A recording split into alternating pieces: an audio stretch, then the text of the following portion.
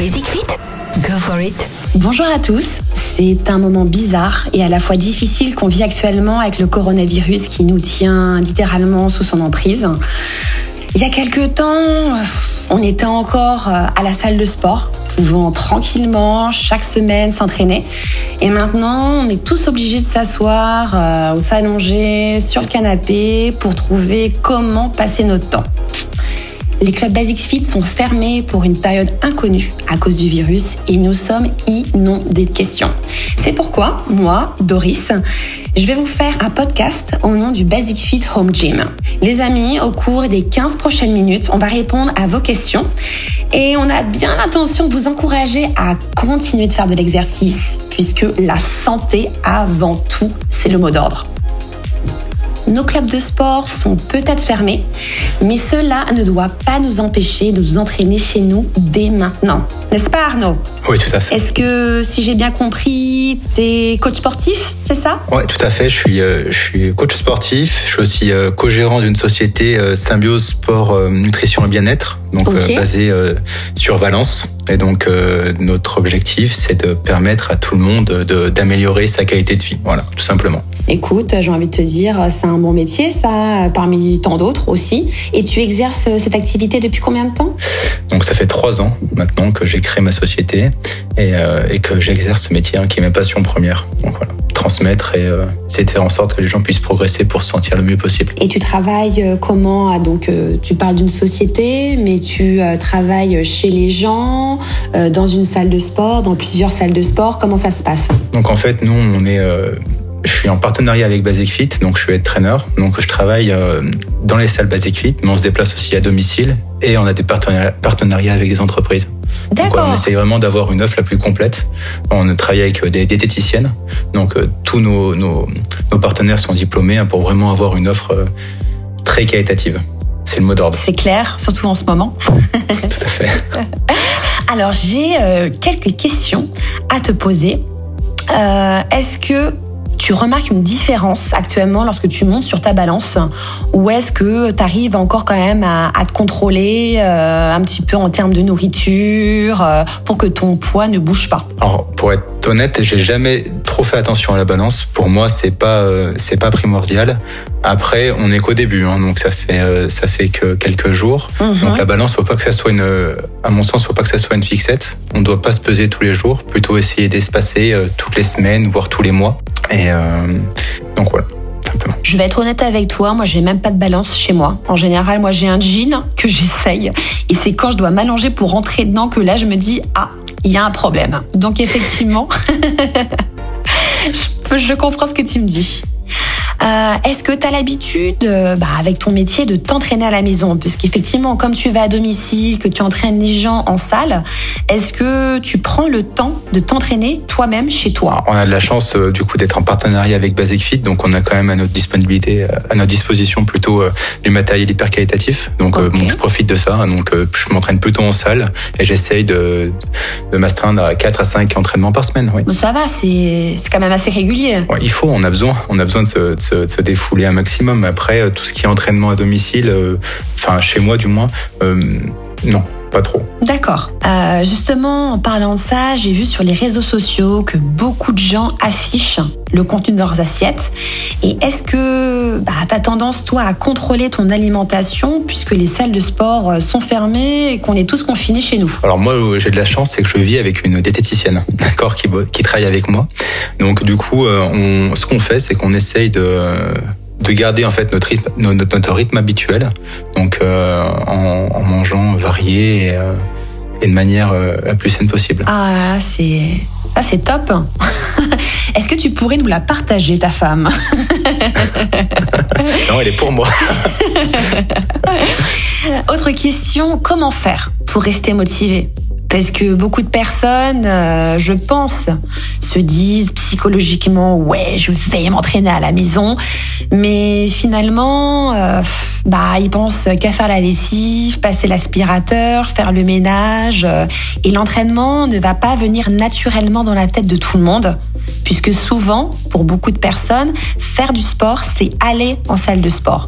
Donc toi, quels seraient les petits conseils justement que tu pourrais donc nous donner pour rester motivé? Alors le petit conseil, ça serait d'essayer de garder son rythme habituel. Donc se lever à une heure qui reste cohérente en mettant un petit réveil si possible, d'essayer d'avoir son rythme de vie, d'avoir un cadre de vie, quitte à se fixer des objectifs pour chaque journée, parce que sinon on peut vite se laisser dépasser et perdre la notion de temps. Donc le but c'est d'essayer de garder un rythme le plus pas strict mais le plus cadré possible, que ce soit au niveau de l'alimentation, au niveau de son activité physique. Moi par exemple, je préconiserais de s'entraîner le matin au réveil, après un petit déjeuner, pour profiter en fait de ce pic énergétique, parce qu'on vient de se lever pour faire sa petite séance de sport. Comme ça au moins en fin de journée on est peut-être un peu moins motivé et on n'aura pas le regret de pas avoir fait sa séance. D'accord, écoute, tu m'as spoilé une question, mais effectivement, tu y as répondu. J'allais te poser la question justement pour toi, quel est le meilleur moment de la journée pour faire du sport? Et je suis d'accord avec toi. Moi aussi, je suis plus du matin parce que ensuite, l'heure passe. Des fois, tu penses à certaines choses que tu as oubliées. La motivation a tendance à décroître avec les heures qui passent. Mais après, c'est peut-être pas le cas aussi de certaines personnes qui ont besoin, à la fin de leur journée, ceux qui font du télétravail notamment, ou d'autres personnes, histoire de se défouler, de faire leur séance de sport en fin de journée aussi. Mais c'est bon à savoir aussi, ça, effectivement. Disons que je prends en compte la situation actuelle pour essayer d'avoir ce rythme justement et de pas se laisser aller, parce qu'en général, une fois qu'on s'installe dans le canapé, c'est plus compliqué de se motiver, de se dire maintenant je vais faire ma séance de sport. Faut mieux essayer de faire sa séance aujourd'hui, si on peut, avant justement de s'installer dans le canapé ou de faire autre chose. T'as raison, parce que si on a tendance à vouloir faire la grasse mat tous les jours, effectivement, la motivation, faudra vraiment aller la chercher au lasso. Et ça, c'est dur. Arnaud, selon toi, est-ce que je peux me maintenir en forme grâce à un petit entraînement de 15 minutes par jour? Oui, tout à fait. Je pense que déjà juste de maintenir une activité physique, c'est bénéfique. Donc il faut pas se mettre de pression avec une quantité ou une quantité une charge de travail minimum. Il faut essayer juste de faire du sport tous les jours, et un quart d'heure si c'est bien effectué, donc avec des mouvements surtout qualitatifs, on y revient toujours. C'est très bien. Voilà. En donc essayant pour toi, de viser.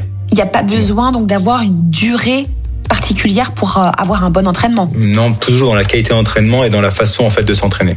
Si on passe 15 minutes en prenant une minute de pause chaque exercice, c'est sûr qu'on va pas faire grand-chose. Mais par contre, si on travaille sur une certaine intensité, en 15 minutes, c'est déjà très qualitatif. D'accord. Et en parlant justement de séances de sport, est-ce que pour toi, quels conseils justement tu pourrais donner? Comment remplacer ou bien compenser les poids qu'on a l'habitude d'utiliser en salle de sport et que l'on n'a pas tous chez nous? Alors moi, je pense que c'est ce que j'essaye de faire pour moi-même. J'ai pas forcément de matériel à part 2-3 élastiques à la maison. J'essaye de m'adapter et de changer justement de méthode d'entraînement. Donc, essayer de travailler sur du poids de corps, ce qu'on fait pas forcément quand on est en salle parce qu'on a tout le matériel à disposition. Donc, essayer de travailler sur des nouveaux exercices, aller chercher un petit peu ce qui se fait pour justement travailler de nouvelles qualités, tout simplement. D'accord. Et justement, dans la continuité de ce que tu me dis, comment faire du sport et ou de la musculation dans un appartement de 25 mètres carrés sans matériel? Après, il existe quand même. On a de la chance déjà pour ceux qui vont chez Basic Fit d'avoir l'application avec les petits cours sur la télé. Donc du coup, je les trouve hyper qualitatifs et bien structurés. Donc ça peut être déjà une première chose. Donc là, on n'a vraiment pas besoin de matériel. Et après... Ouais. Oh oui, non, mais excuse-moi, je t'écoute avec attention. Donc ça, c'est déjà une première chose. Et après, on a autrement, simplement avec une serviette pour faire office de tapis, pour essayer d'amortir, on peut travailler. On a quand même un choix et on a du contenu facilement accessible sur le net aujourd'hui. D'accord. Écoute, c'est effectivement c'est l'occasion pour pas mal, pour tous les adhérents Basic Fit de pouvoir découvrir les cours collectifs virtuels GXR où il y a énormément de disciplines sportives, aussi bien cardio, renfo, et c'est bien d'en parler parce qu'effectivement il y en a qui ont tendance à aller au sport uniquement en salle et de se dire chez soi qu'est-ce que je fais, et ces cours-là effectivement pourraient être sont une bonne alternative. Autre question. Est-ce que pour toi tu grignotes de temps en temps, ça t'arrive? On est humain, donc bien sûr, on est à la maison. Tu n'es pas parfait. Non, loin de là.